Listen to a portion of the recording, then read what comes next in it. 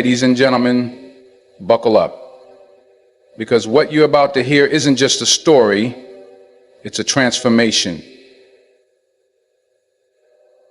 A comeback. A masterclass in what happens when a nation refuses to listen to the noise and chooses to write its own destiny. They laughed at it. They dismissed it. They called it a toy, a copy, a failure in the making. But what they didn't realize was that they were watching the rise of a thunderstorm. This isn't about just a jet. It's about pride. It's about vision. It's about a country that stared mockery in the face and said, "Watch us fly." From the hangars of Pakistan to the air shows of Europe, this is the untold story of a fighter jet that refused to be ignored. So don't blink, don't scroll, because by the end of this speech, you'll see exactly why the jet they mocked is now the jet they can't stop applauding. When Pakistan unveiled the JF-17 Thunder jet, the reaction from the international defense community was far from welcoming. In fact, the jet was mocked. Critics from established military powers scoffed at the idea of a developing country like Pakistan producing a frontline combat aircraft. They labeled it a budget fighter or a knockoff of older models, unfit for the complexities of modern warfare. Some compared it unfavorably with fourth and fifth generation Western jets like the F-16 Eurofighter Typhoon or the Rafale. From cockpit design to weapons integration, every part of the JF-17 was scrutinized and dismissed as inadequate. Western analysts laughed off its capabilities, calling it more of a trainer jet with missiles than a serious military asset. The jet's lightweight build and lack of stealth technology only fueled the skepticism. Defense circles predicted it wouldn't last long or be taken seriously in the competitive arms market.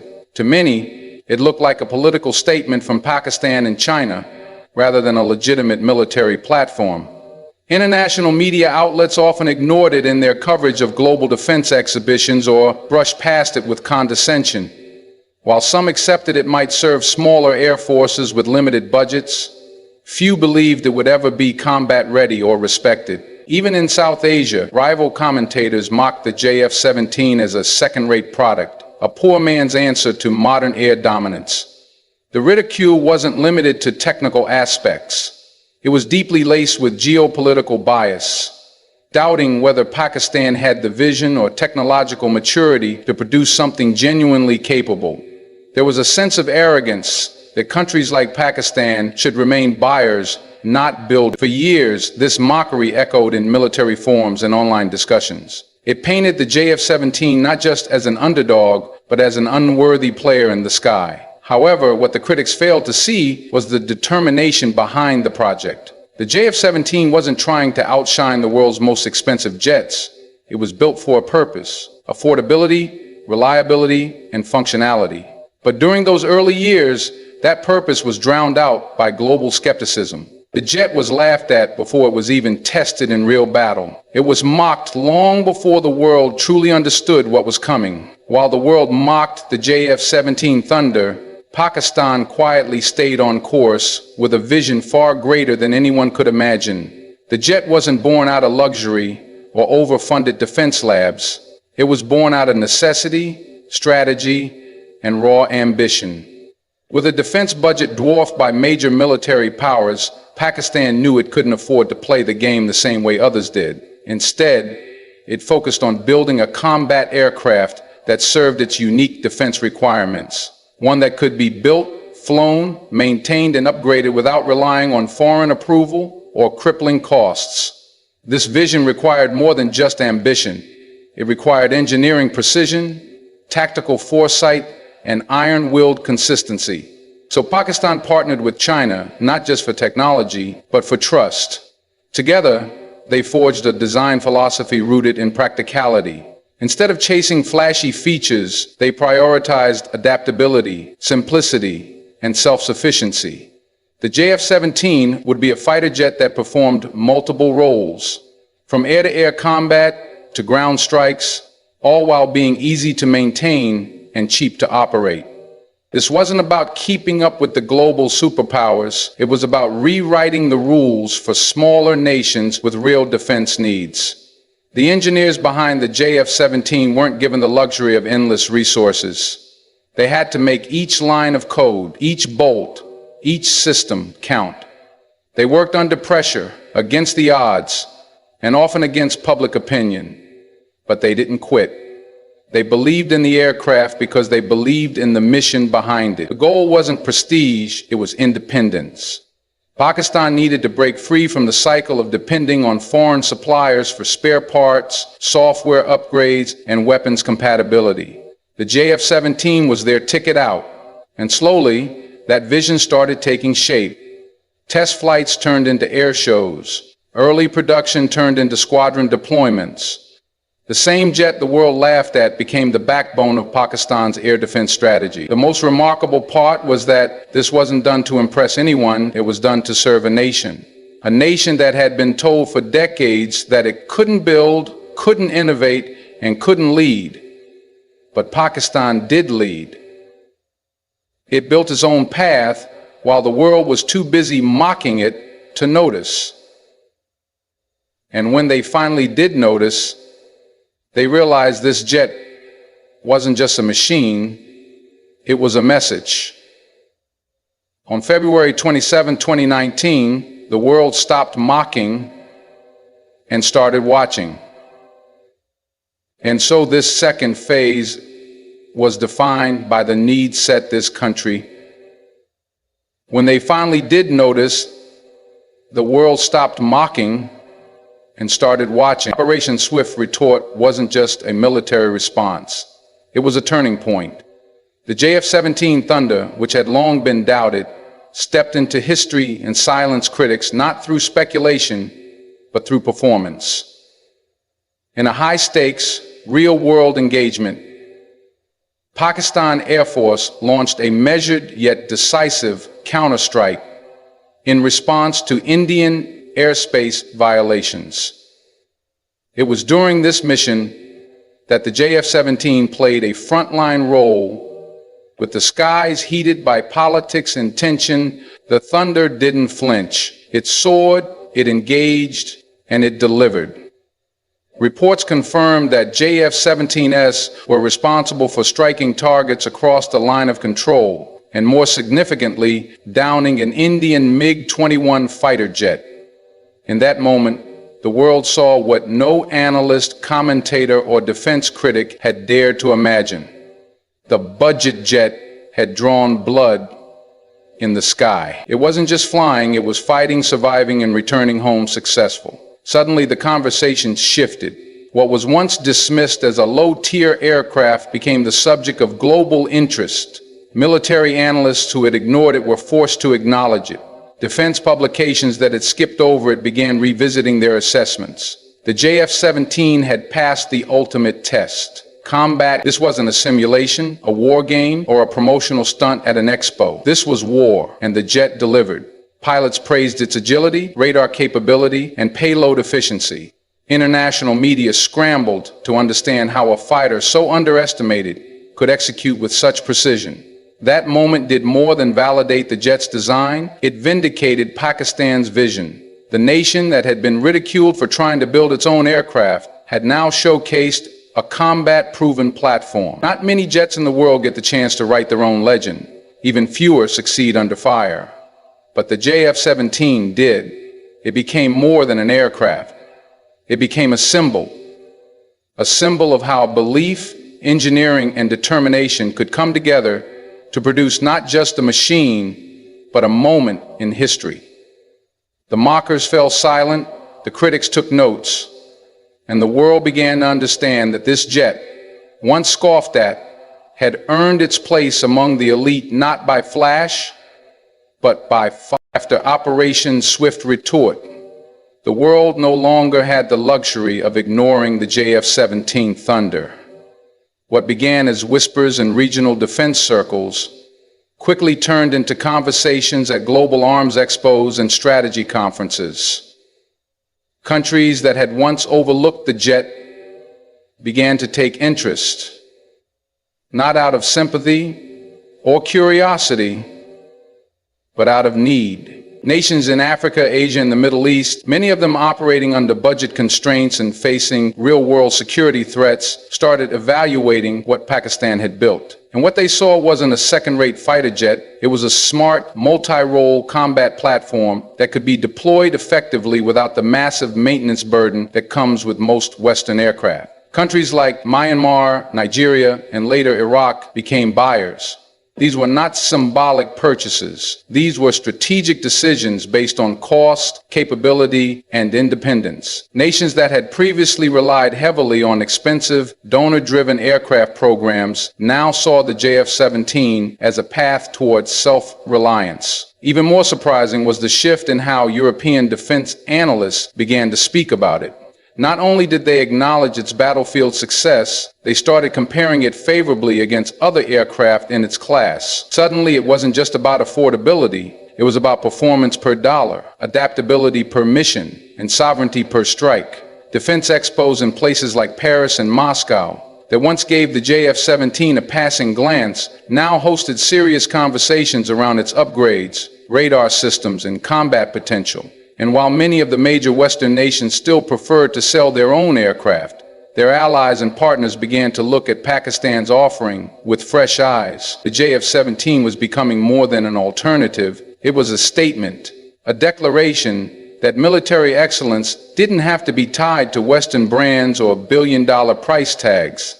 For many developing nations, the JF-17 offered something rare, modern air power without political strings. No endless bureaucracy, no software locks controlled by foreign governments, no unpredictable sanctions, just a fighter jet that worked. The international demand wasn't just a win for the aircraft, it was a win for Pakistan's defense industry. Every export contract was validation. Every takeoff in another country's skies was proof that the jet once mocked by the world now had admirers in every direction. The introduction of the JF-17 Block 3 marked a major evolution in Pakistan's defense narrative. This wasn't just an upgrade, it was a declaration that the Thunder had entered a new era. With each previous version, Pakistan had already proven that the JF-17 could fly, fight, and win. But with Block 3, the goal was clear: redefine the aircraft's reputation and capabilities so thoroughly that even the harshest critics would have to reevaluate their stance. The Block 3 was equipped with an active electronically scanned array AESA radar system, which brought a level of situational awareness and targeting precision that rivaled some of the world's best 4th and even 4.5 generation fighter jets. This radar allowed the JF-17 to lock onto multiple targets at once, resist jamming, and operate with greater stealth and accuracy. That one addition alone closed a significant technological gap. But it didn't stop there. The cockpit received a complete overhaul, featuring a wide-angle head-up display, hands-on throttle and stick controls, and helmet mount sight systems. This gave pilots unmatched control and agility during combat engagements. The jet could now integrate long-range beyond visual range, BVR, missiles, making it lethal far before an enemy ever got within reach. These enhancements transformed the JF-17 from a basic fighter into a cutting-edge multi-rotor platform that could rival jets far more expensive and hyped. Block 3 also brought improvements in electronic warfare, engine performance, and data link capabilities. It wasn't just an aircraft anymore, it was part of a combat ecosystem. Military experts across the globe began revisiting their earlier conclusions. Articles that once mocked the Thunder started reading like cautious admiration. Aviation forums buzzed with comparisons between Block 3 and modern variants of the F-16 or Gripen. The term cheap knockoff vanished, replaced by terms like underrated and battle-hardened. The same nations that once dismissed the JF-17 were now requesting demonstrations of the Block 3's capabilities. This transformation wasn't just about technology, it was about strategy. Pakistan had taken a jet once seen as a budget compromise and turned it into a national asset with global relevance. Block 3 became the symbol of that turnaround. It stood not as a copy of something else, but as the polished result of lessons learned, risks taken, and a relentless drive to prove the world wrong through innovation and willpower. The JF-17 Thunder has become far more than a fighter jet. It has grown into a symbol of national pride and technological independence for Pakistan. What started as a mocked project is now a living, flying testament to what belief, resilience, and long-term vision can achieve. For a nation often underestimated on the global stage, the JF-17's evolution is personal. It represents a refusal to accept limitations set by others. Every time this jet takes off, it sends a message that Pakistan can innovate, can compete, and can lead. In European defense expos, where once it was barely noticed, it now draws crowds, attention, and strategic questions. Military analysts no longer speak of it as an experiment. They speak of it as an asset. For Pakistani citizens, the JF-17 isn't just an aircraft. It's a point of unity. It reflects a country's ability to rise above economic challenges and geopolitical pressure to craft something entirely its own. It is a reminder to the youth that they are capable of building excellence, not just consuming it. It is proof that homegrown engineering can create something that flies on the global radar. In a world where defense tech is often monopolized by a few, the JF-17 breaks that mold. It doesn't come with political leverage or economic coercion. It comes with purpose, function, and pride. Other nations see that, and they want it, not just because it's effective, but because it represents an alternative to dependency. This aircraft is not just being sold, it is being celebrated. The applause isn't only for the machine, it's for the idea that gave birth to it. The JF-17 is flown not just by pilots, it's carried by a vision that once seemed impossible. And now that vision is visible on radar screens across multiple continents. From the assembly lines in Kamra to the runways where it roars into the sky, the Thunder echoes a story of self-belief. It tells the world that mockery may be loud, but results are louder. The world mocked it, the region challenged it, and now Europe and others are standing up to applaud it, not out of charity, but out of respect for what it has become and what it continues to represent, ChatGPT said. Ladies and gentlemen, when you look back at the journey of the JF-17 Thunder, you're not just looking at the evolution of a machine, you're witnessing the transformation of a mindset, a nation's determination written in steel and thrust into the skies. Being laughed at and labeled as second-rate to commanding attention on global platforms, the JF-17 isn't just a jet anymore. It's a national legacy. A legacy born out of grit, purpose, and refusal to be defined by anyone else's standards. It stood tall when the world turned its back, and now the very same world is turning its eyes with admiration. This story isn't just about military hardware. It's about belief. It's about breaking molds. It's about writing your own chapter when the world says you don't belong in the book. The Thunder was mocked because it didn't fit their narrative. But now it's the jet rewriting that narrative. Pakistan didn't ask for applause, but it earned it. With vision, with resilience, and with every flight that silenced doubt, with roaring truth. So here's the truth. Purpose, you need courage, and you need to fly, no matter how heavy the world's doubt may seem. Good luck to every dreamer, every builder, and every believer listening today.